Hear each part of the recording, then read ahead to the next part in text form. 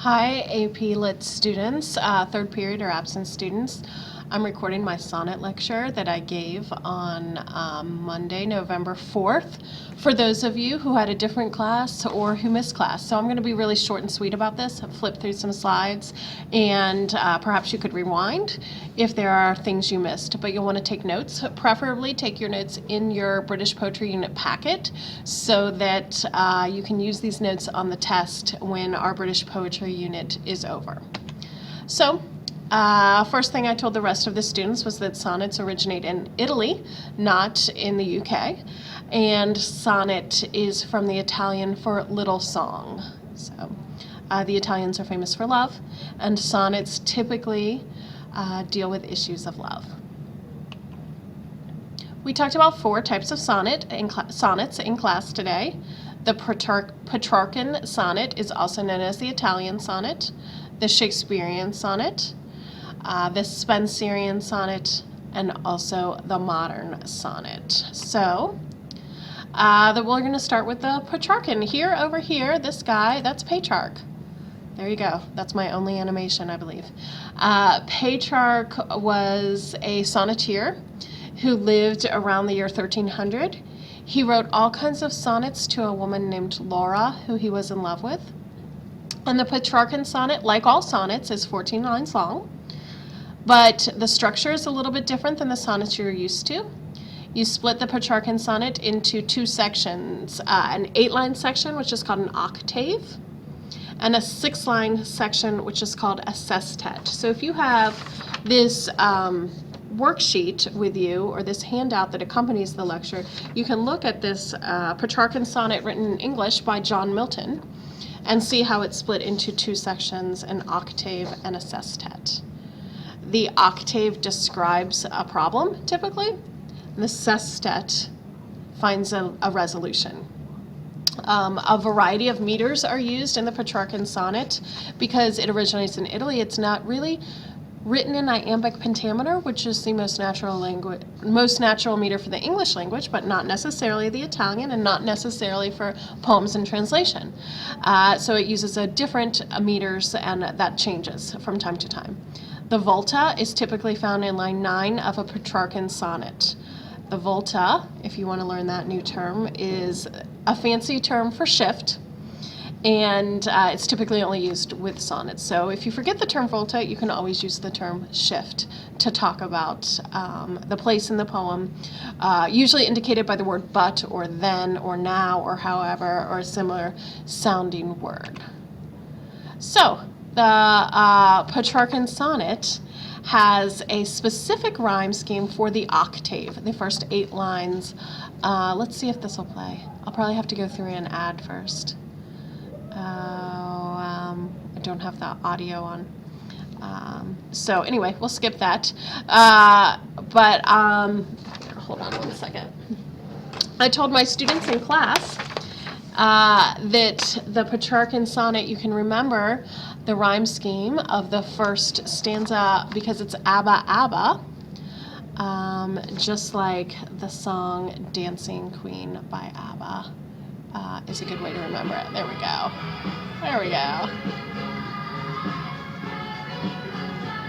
I'm not going to dance for you.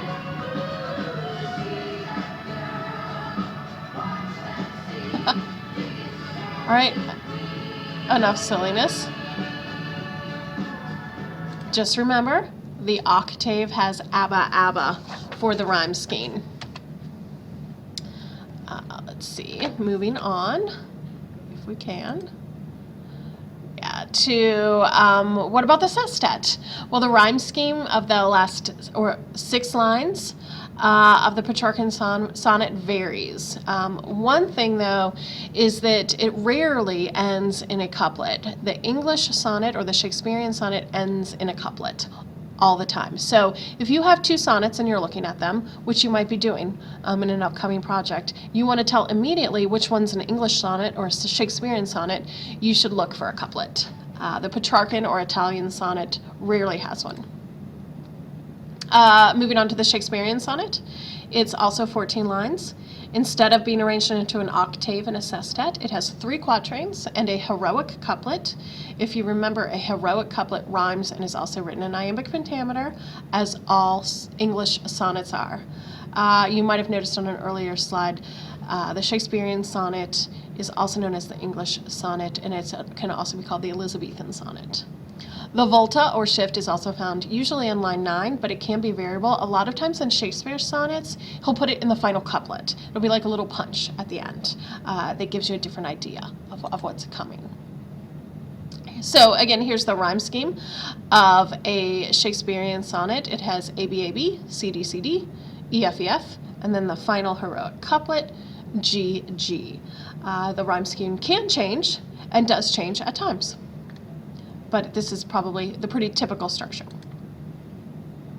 So again, the 4 types of sonnets. The 2 major types are the Italian and the English, also known as the Petrarchan and the Shakespearean. The Spenserian is by Edmund Spenser, and it is much like the Shakespearean sonnet, but has a different rhyme scheme. And the modern sonnet is any poem that's 14 lines, and the poet tells us it's a sonnet, and we'll count it.